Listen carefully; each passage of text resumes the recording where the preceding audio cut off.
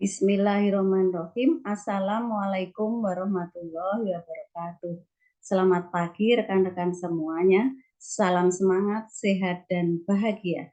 Perkenalkan, saya Wulan dari Balai Besar POM di Yogyakarta. Izin saya membuat video ini karena banyak teman-teman yang menanyakan tips dalam menjalankan diet. Semoga sedikit yang saya sampaikan ini bisa bermanfaat untuk rekan-rekan semuanya. Izin share screen ya.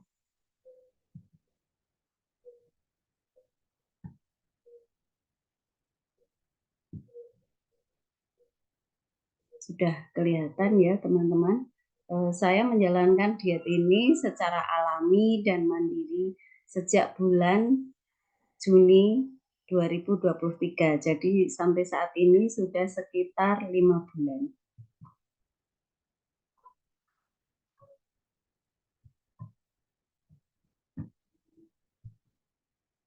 Nah, sebagai pendahuluan bahwa kesehatan diri dimulai dari diri kita sendiri ya, dan itu sangat dipengaruhi oleh gaya hidup yang kita jalani sehari-hari. Metabolisme setiap orang itu berbeda-beda ya, ada yang metabolismenya cepat, ada yang lambat, dipengaruhi oleh kondisi tubuh masing-masing orang. Dan yang penting tujuan utama penurunan berat badan ini adalah untuk kesehatan, sedangkan langsing adalah bonusnya.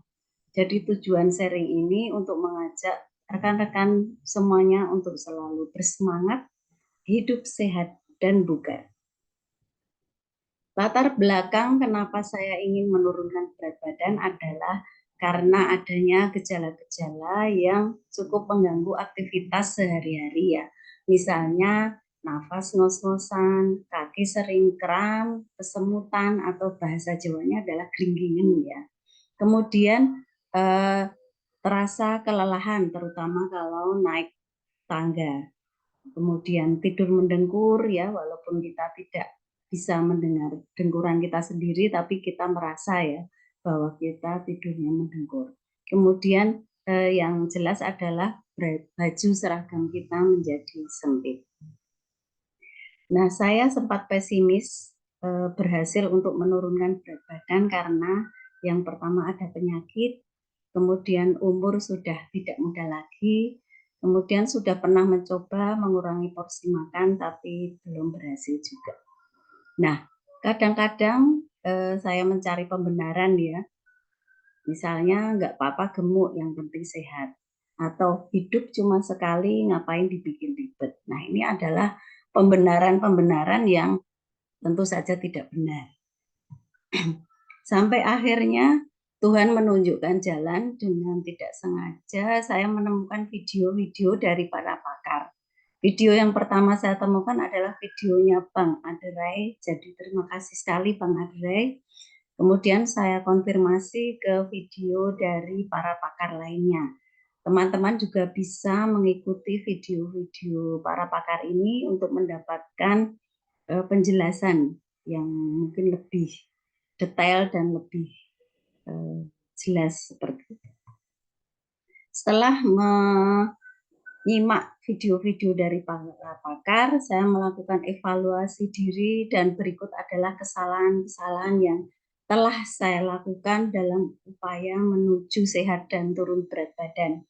Yang pertama terhadap penyakit saya tidak rutin kontrol ke rumah sakit ya, meskipun saya rutin minum obat tapi tidak rutin kontrol sehingga hormon saya tidak terpantau dengan baik.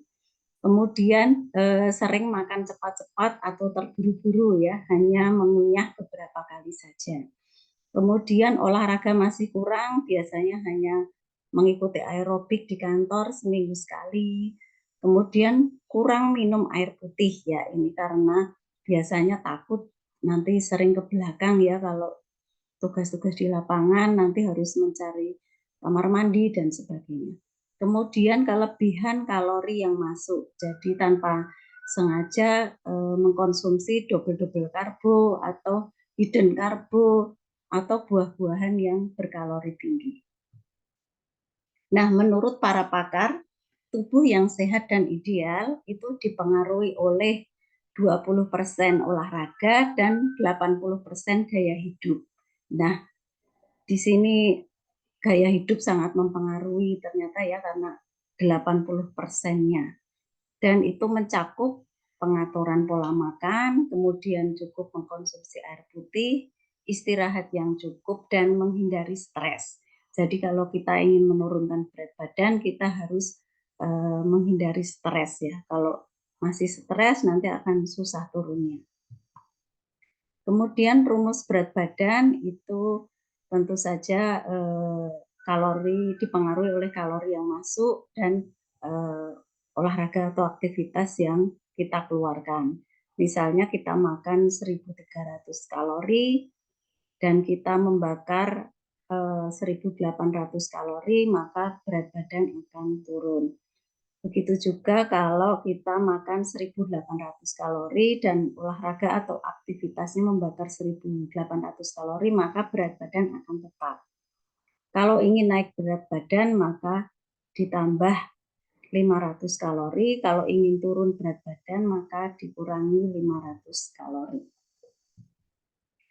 Nah, agar bisa turun berat badan itu kita menjalankan yang namanya defisit kalori.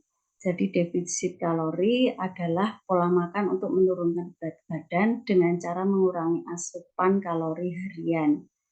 Nah, dengan cara ini maka jumlah kalori yang masuk ke tubuh akan menjadi lebih sedikit dari yang terbakar.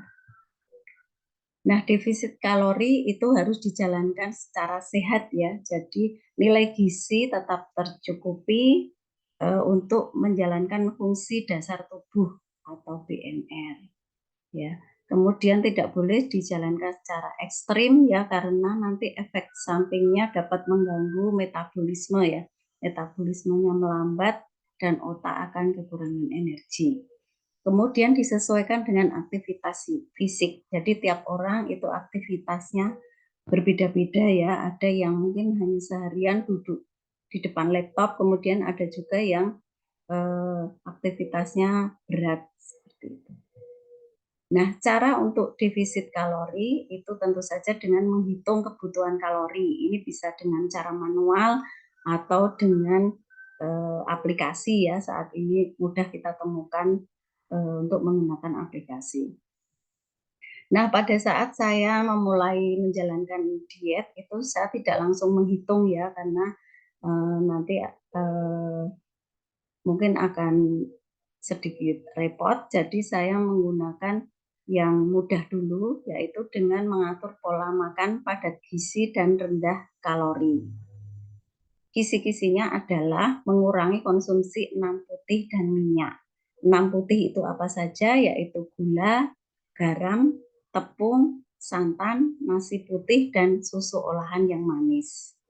Nah, di sini kita makannya memperbanyak sayur, protein, dan buah rendah kalori. Jadi dalam satu waktu kita mengkonsumsi makanan itu 80%-nya harus makanan sehat. Nah, seperti digambarkan dalam piring ini ya, kalau dulu mungkin komposisinya separuh adalah karbohidrat, maka sekarang kita ubah yang separuh adalah sayuran, kemudian protein dan karbo. Seperti itu. Jadi diubah komposisi dalam satu piring. Kemudian optimalkan olahraga ya. Kalau dulu olahraganya hanya seminggu sekali, sekarang diupayakan tiap hari ya. Kemudian dipilih olahraga yang efektif membakar kalori. Kemudian saya kombinasikan dengan diet intermittent fasting atau puasa berkala. Jadi dengan diet puasa berkala ini, maka kalori yang masuk akan terbatasi dan pada saat puasa tubuh akan menggunakan cadangan lemak untuk dibakar menjadi energi. Dengan jendela makan yang sempit, maka kalori yang masuk otomatis terbatasi.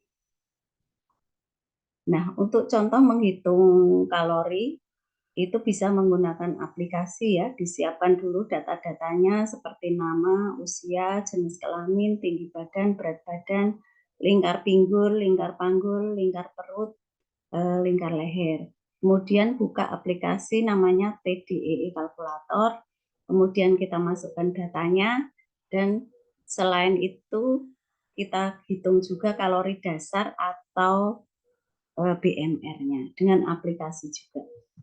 Nah, ini adalah contoh menghitung kalori pada waktu berat badan saya 62 kg. Hasilnya adalah kebutuhan kalori harian 1.700. Nah, agar turun berat badan maka defisitnya 500 kalori menjadi 1.257.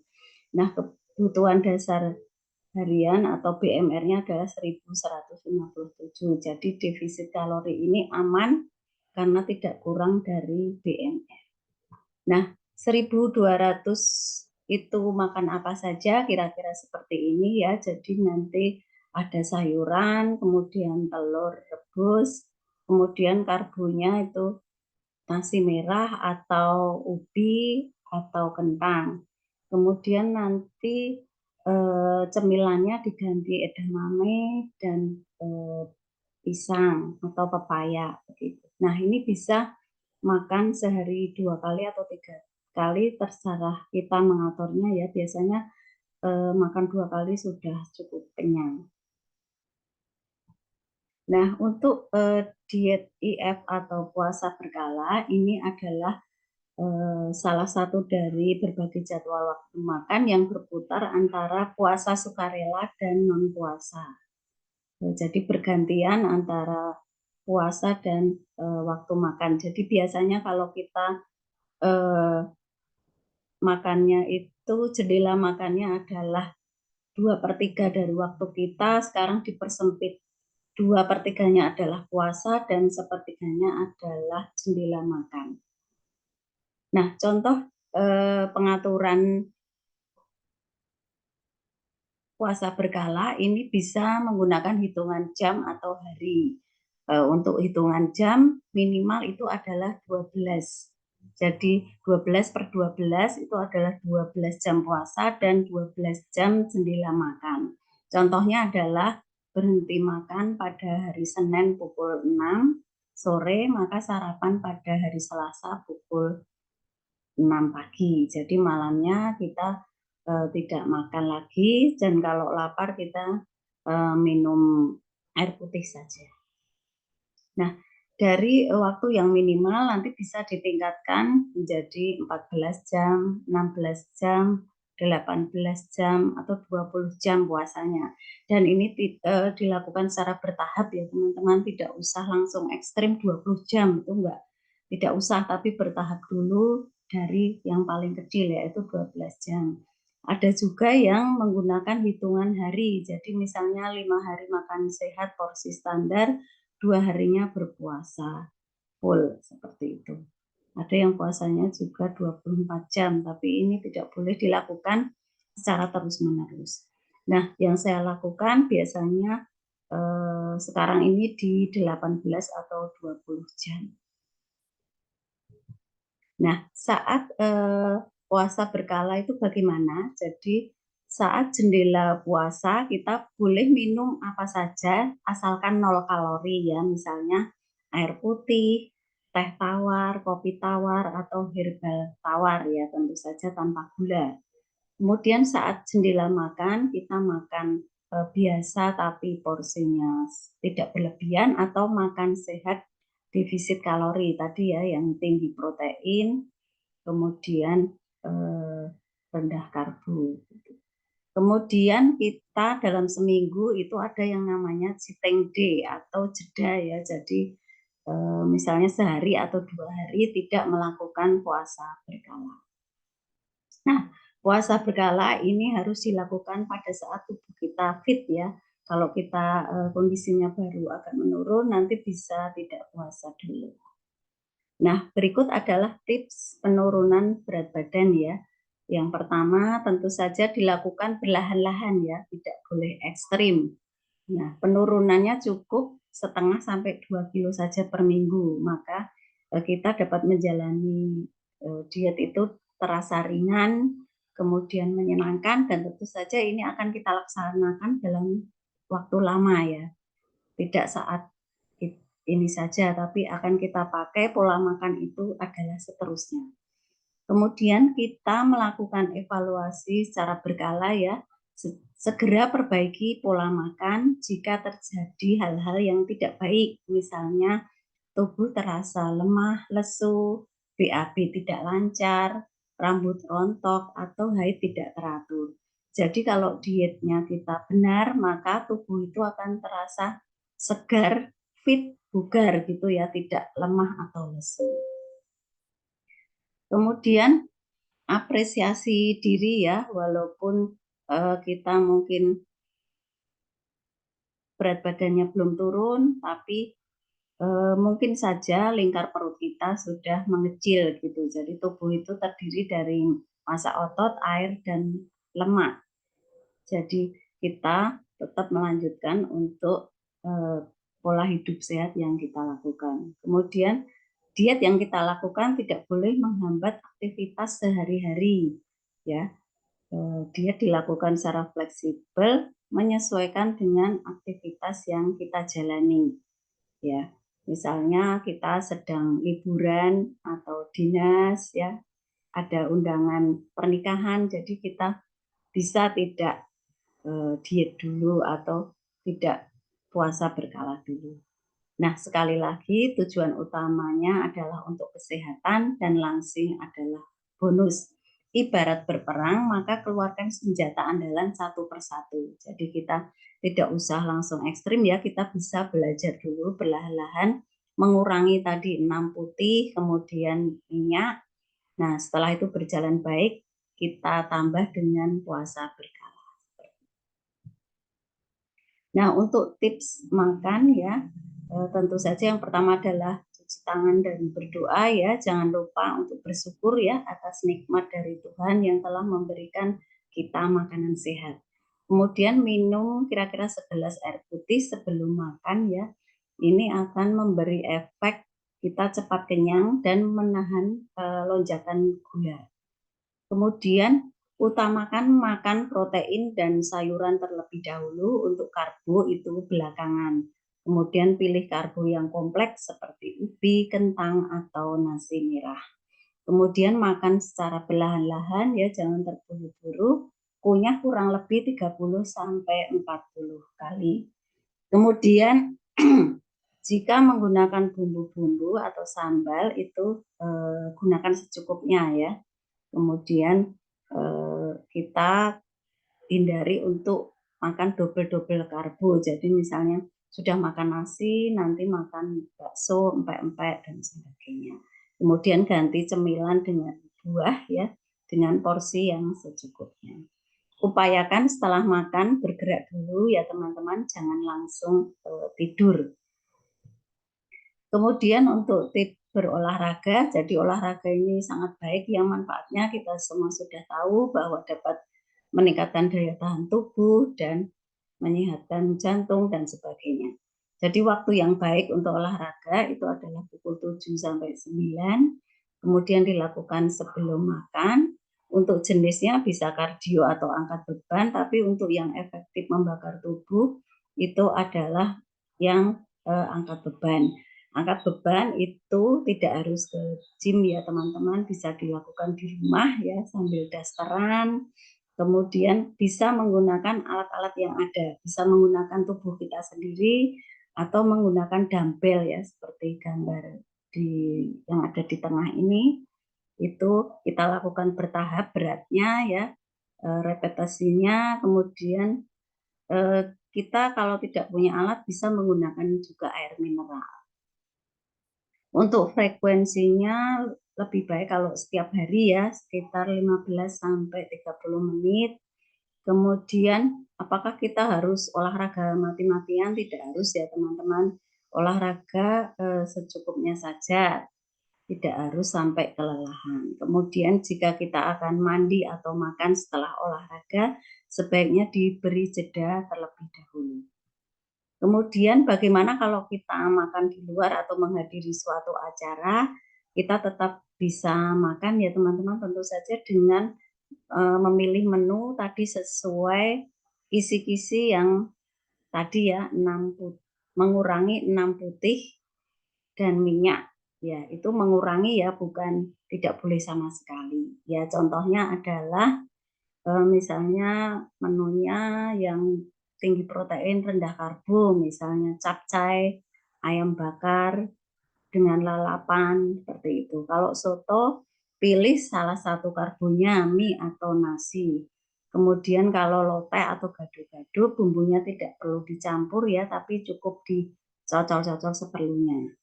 Karena bumbu itu adalah hidden karbo. Kemudian kalau menunya bakso, pilih bakso polos tanpa mie. Kemudian kalau nasi Padang, pilih lauk yang sesuai. Kemudian nasinya cukup 2-5 sendok. Kalau bisa tidak menggunakan kuah santannya. Kemudian kalau mie-nya mie instan, mie ayam atau mie Jawa, maka porsinya cukup setengah saja. Kemudian ditambah porsi sayuran dan proteinnya. Nah, mungkin teman-teman banyak yang bertanya apakah setelah menjalankan diet selama 5 bulan itu sudah ideal berat badannya.